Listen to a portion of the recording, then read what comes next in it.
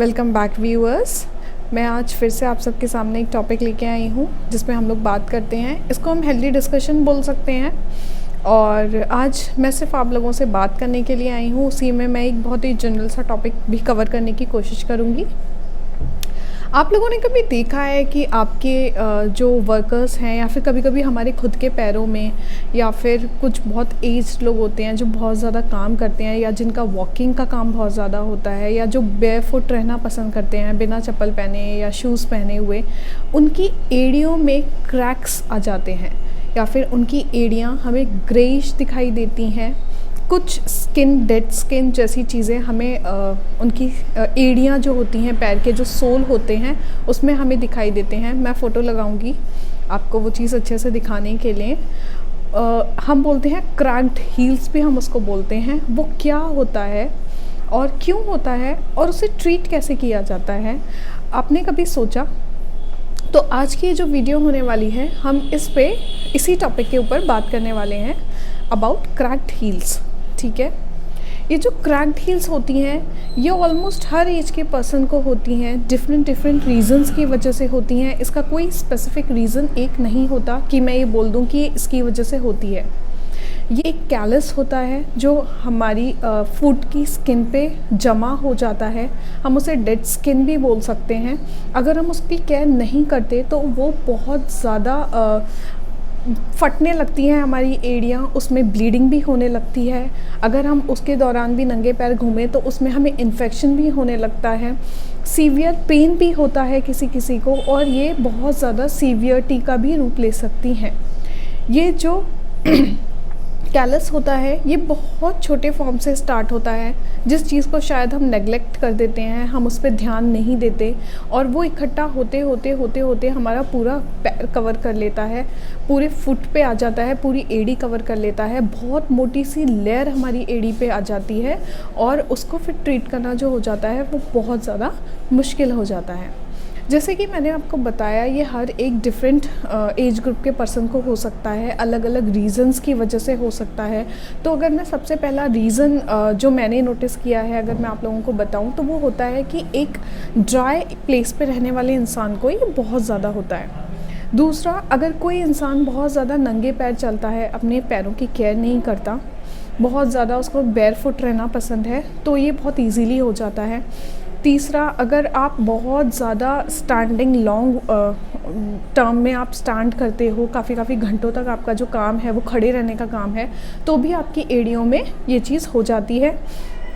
अगर आप बहुत ज़्यादा मडी एरिया में भी काम करते हो, जैसे कि मैंने बताया बहुत ज़्यादा ड्राई एरिया में, बहुत ज़्यादा मडी एरिया में, जैसे कि हमने देखा है हमारे जो मज़दूर भाई बहन होते हैं उनकी एड़ियों में हमें ये ज़्यादा देखने को मिलता है, क्योंकि उनका जो काम होता है वो लॉन्ग वॉकिंग का और लॉन्ग स्टैंडिंग वाला काम होता है। तो ये हमें ईज़िली उनमें दिख जाता है। जो हमारे लेबर्स भाई बहन होते हैं उनमें ये हमें ज़्यादा ईज़िली दिखता है। कभी कभी हमें अपने घर के बड़ों में भी ये दिख जाता है। तो इसका कोई पर्टिकुलर रीज़न नहीं होता। इसको हम बहुत इजीली घर में भी ट्रीट कर सकते हैं अगर पहले से हम इस चीज़ का ध्यान रखें, इस पे फोकस करें या हम इसको नेगलेक्ट ना करें तो।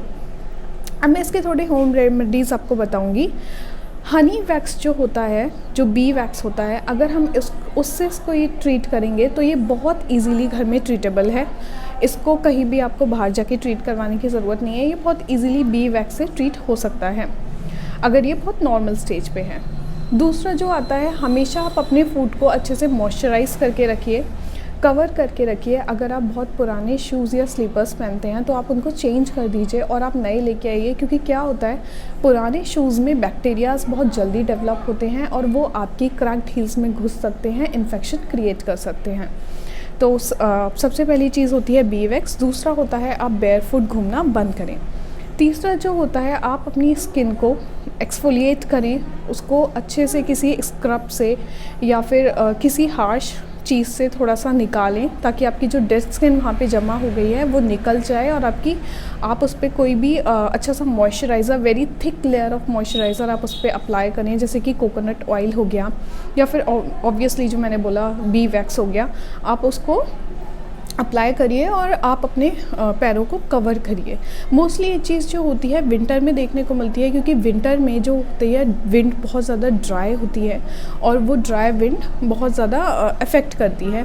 अगर आप लॉन्ग टाइम तक फुटवेयर पहने रहते हो, हमेशा पहने रहते हो, जैसे शूज़, टाइट शूज़ आप पहने रहते हो, तो प्लीज़ आप उसको ना पहनो। आप थोड़ा निकालने के लिए भी उसको टाइम दो, थोड़ा अपने पैरों को क्लीन रखने के लिए भी आप थोड़ा अपने पैरों को टाइम दो। आता है टॉपिक या फिर पॉइंट, वो ये है कि आप अपने पैरों को थोड़े वार्म वाटर में रखो, ताकि स्किन जो है वो आपकी मॉइस्ट हो। आपकी जो एड़ी की आपकी कैलस जो वहाँ पे जमा हो गया है, आप उसको थोड़ा मॉइस्ट करो ताकि वो अच्छे से अपने आप एक्सफोलिएट हो जाए। अगर आपको उसमें ब्लीडिंग होती है या फिर कोई इन्फेक्शन हो गया है सीवियर और आपको लगता है कि आपको इस टाइम पे अपने डॉक्टर को दिखाना चाहिए, क्योंकि आपको सीवियर इन्फेक्शन हुआ है, आपको ब्लीड हो रही है, आपको बहुत ज़्यादा पेन हो रहा है, तो प्लीज़ अपने डॉक्टर से जाके मिलिए। वो आपको मेडिकेटेड ऑइंटमेंट्स देंगे, वो आपको मेडिसिन्स देंगे, ताकि जो इन्फेक्शन है वो ज़्यादा अंदर तक ना फैले, क्योंकि ये इन्फेक्शन अगर फैल जाते हैं तो वो बहुत मुश्किल हो जाता है उसको ट्रीट करना। कोई भी चीज़ के लिए ज़्यादा से ज़्यादा पानी पीना बहुत अच्छा रहता है। इसके लिए भी पानी आप पीजिए। पानी में ज़्यादा देर तक भी पैर मत रखिए, क्योंकि आपके पैर ऑलरेडी इन्फेक्टेड हैं, बहुत ड्राई हैं, और अगर आप उसको ज़्यादा मॉइस्ट प्लेसेस में रखेंगे तो भी वो आपको नुकसान देंगे। बेटर है हमेशा कोकोनट ऑयल आप उस पर अप्लाई करके रख सकते हैं। मोस्ट इम्पॉर्टेंट चीज़ जो होती है वो ये होती है कि आप बेयरफुट ना घूमें। आप हमेशा अपने पैरों को अच्छे से मॉइस्चराइज़ करके रखें और सॉक्स पहन के रखें। बाकी अगर आप कोई और वीडियो मेरे से देखना चाहते हैं तो प्लीज़ मुझे बताएं एंड लेट मी नो कि आपको ये आज का जो डिस्कशन सॉर्ट ऑफ वीडियो थी ये कैसी लगी। And till then bye, take care, wear mask.